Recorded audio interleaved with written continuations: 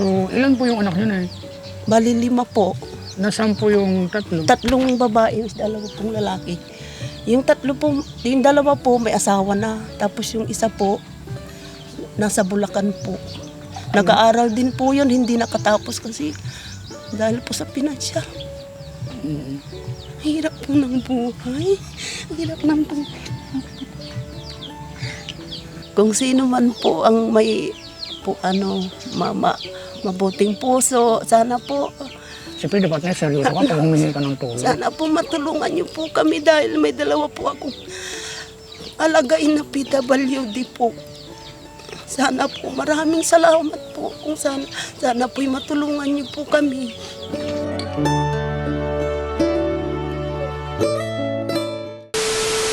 Well. Good afternoon. Andito po tayo ngayon sa Barangay Malimpik, Barangay Hall. Ayan, dito pa rin po yan sa Pangasinan. Siyempre nag-iikot po tayo sa mga, may inilapit po kasi sila sa atin po, no? So pupuntahan po natin, halika kayo at sasamahan nyo ako sa aking adventure dito sa Pangasinan. Aalamin po natin yung kanilang kalagayan. Mga best.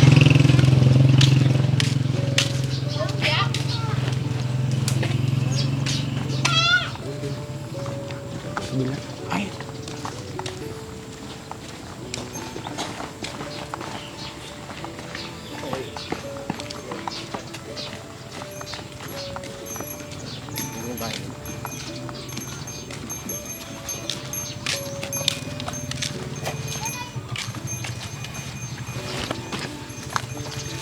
Hello po, magandang hapon.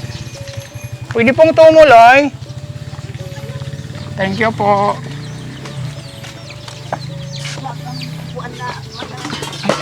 Sige po, okay lang. Good afternoon din po. Hello, nanay.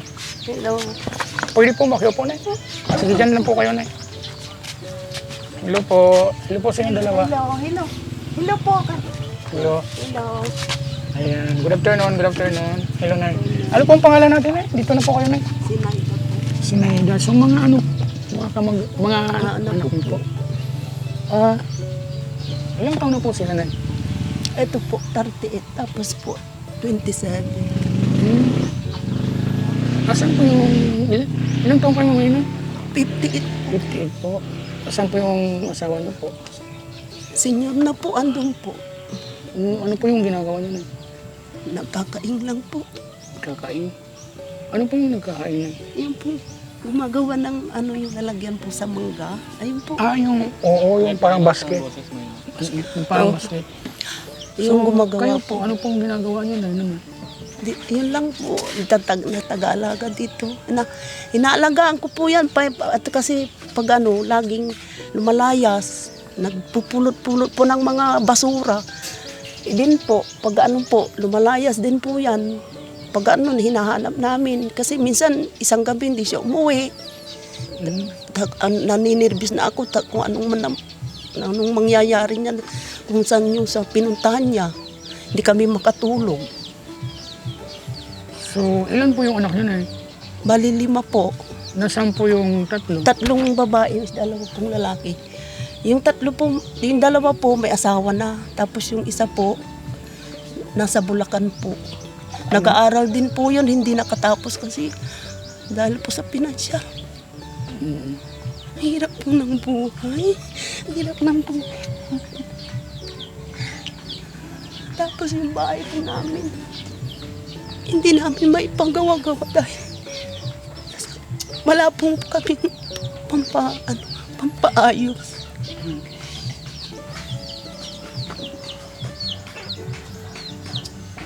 So, ilang taon na po kayo nakatira dito? Nagmula po nung 2015 po. Ano po ito na, yung sarili nyo na pong lupa? Hindi po. Ang may-ari po, yun po. Nakikilupa lang din kami, nakikitira po. Parang caretaker po yung gano'n. Tapos Hindi, naman... parang pong naawa din po sa amin na pinatira lang po kami. So taga saan po talaga kayo na? Taga dito po. So ibig pong sabihin, simula sa simula, yung wala po ba kayong naman ng lupa sa mga magulang niyo po? O Wala sa mga po, kamag-anak? kasi yung mga magulang namin po, maaga pong inamatay, tas wala kaming lupa na ipinamana sa amin, wala. Ilan po kayong magkakapatid niya? Kami po siyam, tapos patay na yung dalawa. Pang ilang ka po doon sa Siam? Pangalawang bunso po, pangalawa. So hindi po kayo nagkikita-kita, may sarili-sarili na pong mga pamilya? Opo. So wala po sila dito sa Pangasinan, sa ibang mga... Nasa ibang lugar po sila. So, buti na itataguyod niyo na yung... Ano po yung mga karamdaman po pala ng mga... Ano po, itong mga ito, pagka yung gutom po sila, kailangan paglulutuin mo na sila, ganun. Tapos pagka yung hindi mo mapakain, magwawala ito. Si kuya naman po. Si kuya din po, pag halimbawa, lumayas po at pagdating niya ay wala siyang makain po, mainitin din ang ulo po. So at least, minsan, pag umalis po sila, nakakabalik naman po sila. Opo, nakakabalik. Pero meron din pong time na hindi po sila nakakabalik na kailangan opo, pong siya hanapin. po. Ano po yan, yung simulat sa ipinanganak po, ganyan na po sila? Dati po, nung maliit pa siya, hindi naman siya ganun. Yung paglaki na lang niya ngayon po. Sila pong dalawa. Ito po, dito lang paikot-ikot dyan sa barangay, namumulot ng mga basura dyan. Tapos nangunguha ng mga tsinelas ng kapitbahay na iuwi-uwi niya, itambak-tambak lang dyan. Ako naman ay, sunog ng sunog kasi hindi ko masaway. So, magkano naman po yung kinikita ni tatay sa Kakain po? Opo. Lang po, sa 2 linggo, lang kami, mga 1,000 po. 2,000 sa 2 linggo? Opo. So, tapos po ikaw, nagbabantay lang po sa dalawa? Minsan po, rin ako, pero kailangan, pag nagtatrabaho ako nung kain, katabi ko po siya. O, kasi Diyan sa loob po, pagka kasi wala pa kaming kuryente, mag-electric pan siya. Minsan sabi ko, matulog ka at ako'y nito para may pambili tayo ng makakain natin. So, paano po yan? Wala po kayong kuryente ngayon? Ilaw, yung gasira po. Ay, so paano po makapag-electric pan po so Wala po. O, so paypay lang po yung ganun. Buti nakakatulog naman po sila, hindi po sila Pinapaypayan ko po pag po. Hindi po sila mainipin, minsan dito lang sila maghapon. Mainipin po.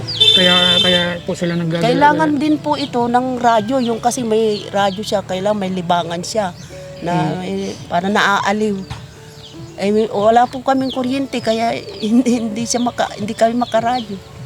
So yung mga anak niyo po na may mga pamilya na po, so okay naman po sila yung may mga trabaho naman po ata sila? May trabaho din po yung manugang ko. Dito lang sa Tumling, taga Tumling lang yun. At least yung mga kapatid po nila, hindi po sila dumadalaw dito? Dinadalaw din po, pero paminsan-minsan lang kasi po yung kinikita po ng manugang ko, nag-aaral pa kasi yung mga apo ko. Sabagay. So saan naman po kayo kumukuha na ng yung materialis na ginagawa po ni tatay? Kawayan po dito, inuutang namin sa kapitbahay. So kailangan din pong bilhin po pala yung kawayan na yun? So, bibilin pa po. Magkano naman po yung isang ng 100, isang pirasong kawayan. So tapos, si tatay na yung maglilinis doon, tapos siya yung magbibilak-bilak? Magaganyan, kakayas. So okay naman yung so ayan mga besh, no, kawawa naman si nanay, no, 2 yung inaalaga niyang tapos yung 5 po yung kanyang anak, narinig naman po natin so nandun sa ibang sa Bulacan, tapos may mga pamilya na yung yung dalawa niyang anak, ng babae. So ito po si Kuya 38, tapos itong isa, ilang taon na po, inay? 28 po. 28 tapos 38. Opo. Ano naman po na yung hindi po talaga sila nakakapagtrabaho, kaya Hindi po sila nakakatulong po. Pero pag tinignan niyo po si Kuya, mukhang normal siya pag nakaupo, tapos... Ito po, pwede siyang makaigib din po. Pwede siyang makaigib ng pang-inumin namin, kasi pati gripo namin, medyo malayo pa kami nakakaigib. So ano po talaga na yung simula I mean, bakit po sila ng kagayan? Sabi niyo po kanina na noong maliit pa sila, hindi naman po sila ganyan. Tapos ano po yung simula? Ito po, nung inborn po ito, pero ito, hindi siya gaanong, dati hindi siya ganyan. Yung sang kasi paglalakad niya sa mga barkada niya, hindi siya nakakakain siguro. Na ano niya sa utak, yung napasma ba daw? Napasma sa yung hangin ang pumapasok sa kalakad niya doon sa mga barkada niya, minsan hindi na nakakakain. Nalipasan po ng gutom. Ganun po. Dahil din po sa hirap siguro ng buhay, Opo. kaya minsan nililibang niya po yung sarili niya. Yun nga po. Tapos buti naman po itong isa, minsan hindi naman po sila nagugutuman. Tapos meron naman. Mas importante po kasi na yung talagang mag-stock po kayo ng bigas kasi yung ulam, Opo. kaya nang anuhin yan. Oo, Madali pwede na nang dilisin siya. May mga malunggay kami dyan tanim. May mga talbos din. Opo, kasi pag ganitong ang probinsya talaga, kasi naranasan ko rin pong bumuhay sa probinsya, yung, alam ko po siyempre yung hirap din. Opo. So siyempre nakikita ko rin sa inyo yung pinagdaanan ko rin yun. Opo. So ang sabi ng nanay ko, mas importante po talaga na at least na may maano kayong bigas. Opo. Tapos nakikipag-ani dun sa probinsya po ganun talaga na. Opo. So ano naman po na yung, bakit may ano po kayo dyan, may wire? Dati po bang may ano kayo? Hindi po, kasi po, yung dati po, nakikisaksak kami dito sa may kapitbahay namin, lumipat na sila kasi na-demolish sila kasi yung natalo sila sa kaso, hindi naman kami nakialam. Kaya kami po ang naiwan dito. Ngayon po, nilakad ko na po yan, yung kasi may tumulong sa akin na pinautang ako ng pinanglakad yan. Hanggang ngayon po, wala pa rin po ang ilaw. Mahirap daw kasi ngayon mag-apply. So kailangan po siguro mag-down. Yun nga po. Kasi hindi naman po sila magkakabilang po ng... Opo, ganun po. Daw ngayon, napakahirap daw mag-apply. Mahigpit po. Napakahigpit. Ay, ito po. Ano po yung... So, nag-lunch na po kayo niyan, eh? Tapos na po. Ano naman po yung inulam niyo? Yung papaya po na... Nilagyan ng sardinas. At least meron yung... Sa ibang lugar po, ang dami-dami pong mga pamilya na hindi po kumakain. Kaya dapat ipagmamalaki natin yan kahit na sardinas o kaya nilagyan ng... At least mayroon pa pong kinakain po, di ba? Yung iba nga po doon sa Manila, yung iba yung mga talagang yung wala na talaga. Sa basurahan. Yung namumulot na sa nangangalakal para mabuhay, mga survive. Kasi naranasan ko rin po yan. Na ano lang po ako ni Daddy Frank sa yung buong team. Parang inahon po nila ako, tagpuan nila ako sa bangketa. Ayan po. Kaya naintindihan ko po yung hirap na. So, kayo naman, kasi tawag nito yung, buti yung hindi kayo nagtatanim-tanim man lang dyan. Kasi malawak naman po ito, pwede naman po kayo Hindi po namin kasi lupa ito. Hindi, magtanim-tanim po kayo ng mga gulay. Tapos ayun, mga mabilis lang pong yung mabilis anihin. At least para may inaano kayo na. Po, yung mga papaya po, may mga tanim din po kami. Opo, habang... Kaso lang po, pag may pupunta ditong mga kumari ko, mga kapitbahay, manghihingi sila ng papaya o hindi naman din kayo madamo. Sabi ko, kumuha lang sila. Ayun, naubusan na ng bunga. Wala nang bunga ngayon. At least pag ikaw naman itong nangangailangan na, pwede mo silang lapitan. Halimbawa, wala kang bigas o ganun. Pwede mo malalapitan yung po sila. Mababait naman din sila. Ba't ngayon, si tatay parang tumigil ata mag-ano ng basket. Natigil po kasi minsan din po, nahihilo din po kasi nagmi-maintenance po ng gamot. Mataas kasi dugo niya. Ay, ano po yan, trahidor po yung sakit niya. May iniinom na po siyang gamot. Nagmi-maintenance na po. So itong video pong ito, yung pang-interview ko sa'yo, i-upload po namin ito kung papayag po kayo. So kung gusto niyo pong, ayun po, mga besh, no, kawawa din naman po yung buhay nila nanay po, no. 2 anak niya po is alagain. Para pag umalis daw po, hindi na raw po bumabalik. So ihingi lang po ako ng konting lang po, maglalambing lang po siyempre si Kuya Val, si Ate Val, in behalf of Daddy Frankie siyempre. Sana po matulungan po natin sila nanay, no, wala po silang kuryente, no. Kahit ano mo lang po yung kayang maitulong. Nay, gusto niyo pong manawagan sa ating mga kababayan kung nasa man po sila sa buong mundo, para humingi ka po ng tulong sa kanila. Sige na. Kung sino man po ang may mabuting puso, sana po Siyempre, dapat na seryoso ka pag humingi ka ng tulong. sana po matulungan niyo po kami dahil may dalawa po akong alagain na PWD po. Sana po, maraming salamat po. Kung sana po'y matulungan niyo po kami. Ayan, at sa inyong mga anak naman po na ano. Yung po Baka mga anak may ko gusto po, kang sabihin po sa kanila na siyempre mapapanood po nila ito. ang anak, kung napapanood niyo po ako, pasensya na kayo dahil talagang wala kaming malalapitan. Sana po, ipag-pray niyo po kami na sana'y matulungan po kami sa ibang mga mabubuting puso diyan. Maraming salamat po. Siyempre na doon sa mga kapatid niyo po. Sa mga kapatid ko po, sana po huwag niyo akong yung ano ba yun yung, diba may kapatid niya na ikinahihiya ganun po, diba po yung ganito, Sabihin niyo po na. huwag niyo po akong ikahiya mga kapatid ko, lahat ng mga kapatid ko, dahil wala na talaga akong ibang malalapitan na ibang paraan kundi ito. Sana po huwag kayong magalit sa akin. Talagang wala po kaming alam na tutulong kundi si Daddy Frankie po. So gaano niyo na po kakilala matagal si Daddy Frankie? Matagal na po. Followers po ba kayo? Nanonood po kayo ng Opo. kanyang mga vlog? Nanonood po. So yung dalawa niyo pong PWD na anak, wala na, pinapacheck up niyo po ba or may gamot po ba silang iniinom na Opo, maintenance? mayroon pong iniinom. Yun lang pong pampakalma po sa gabi. Saan naman po galing yun? May reseta po ba allowed po ba ng doktor yun? Sa RHU po. Sa RSU? Dito po sa Malasiki po. May nagbibigay po ng mga gamot. Opo. Tapos sinasama nyo na lang po sila para sa mga check-up. Opo. Buwan ng check-up po? Opo, or buwanan po.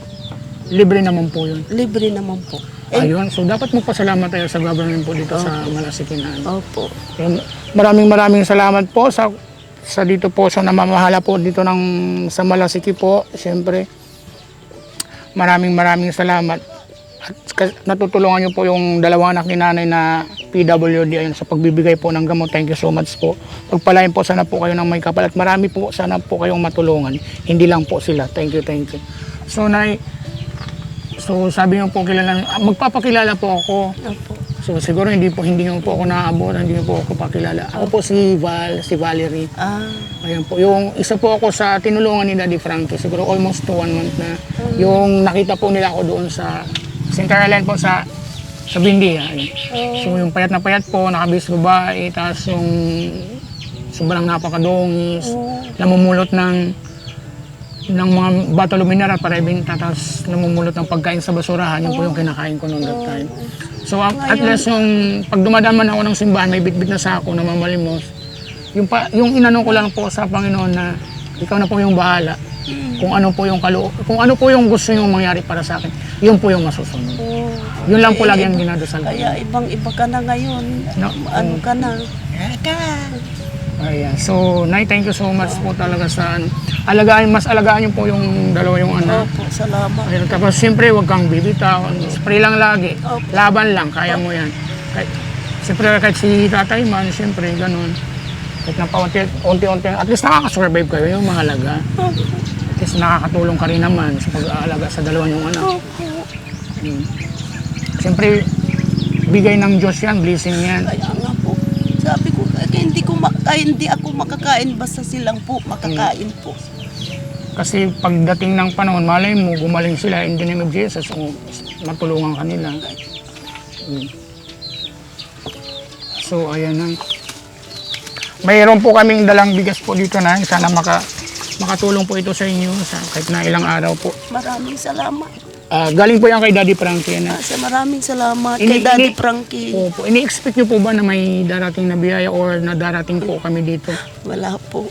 Wala. Wala. So, mabait po talaga ang Diyos, no, na isa ka sa napili na mapuntahan namin. Tapos yan, siguro inano yung kinatok yung puso ni Daddy Frankie para Maraming salamat kay Daddy Frankie at sa inyong lahat. thank you din na. Salamat. Salamat. Basta laban lang. Opo. Andiyan po, tumawag ka lang lagi sa taas. Maniwala ka po kasi isa po ako sa naniniwala doon sa Opo, kanya. ako rin po. Dati hindi ako masyadong bumibilib sa Panginoon, pero ngayon simula nung nagsimulang bagong buhay, ayan. So itinigil ko na yung bisyong ano, yung Kaya pagnunom. laki ng pagbabago niyo. Opo, unahin ko po muna yung sarili ko bago ako tumulong sa ibang tao. Salamat. Hindi naman po kasi din ako makakatulong kung bagsak ng lubok na lubok po ako. Kaya. Opo. Kayo po yung mga inspirasyon, ay siyempre si Daddy Frankie, siyempre yung nasa taas. Maraming salamat sa inyong lahat. Salamat. Lalo na kay Daddy Frankie po. At saka na may papabot din po si Daddy Frankie, no, na konting cash. Sana po makatulong din para bumili po kayo ng ulam na masarap para po sa dalawa. Ayan. Maraming salamat. Malaking tulong po ito sa inyo, Nay. Yung kamay mo, Nay. 1, 2, ayan. Pambili po ng ulam, Nay, kasi may bigas na rin po naman kayo, Nay, no? Opo. Salamat. Mag-pray lang po kayo, Nay. Salamat. Ayan. Kung sino man po yung may mga bayad, humihingi po ako ng konting kahit man lang para kinalanay po, mga besh, mga bis, kung sino man po yung mga, ano dyan, mga mabubuting puso, ayan. Kumakatok po ako sa inyong mga puso, ayan. Thank you so much mga best. Isa na naman po yung natulungan natin dito sa barangay po dito sa Pangasinan. Malimpog. Ay, Malimpig po, ayan. Si Nanay po, ay. Ayan. Nay, baka gusto mong pasalamat sa mga sa mga viewers po natin. Maraming salamat po sa inyong lahat, mga viewers. Lalo na kay Daddy Frankie. Sa inyong lahat. Maraming salamat po. At sa Panginoong Kristo. Ayan, kung sino po yung nasa prime time po natin, ayan, salamat sa mga nagpapakulay dyan, syempre. In behalf of Daddy Frankie po, thank you so much po sa ating mga kababayan, sa lahat po, lalo na yung mga tumutulong po sa akin. Thank you sa Mamita, ayan, kay Irene, sa kay Atelea. Thank you so much, thank you. Nagpapasalamat po ako. Ito na po yung tuloy-tuloy na po ng pagbabago po sa buhay ko ng dahil po sa inyo. Kayo po ang nagiging inspirasyon ko po sa lahat. Thank you so much. Marami pa kayong matutulungan po. Marami pang. Thank you. God bless you, Nanay. God bless po sa inyong lahat. Bye-bye po. Mahal na mahal ko po kayo.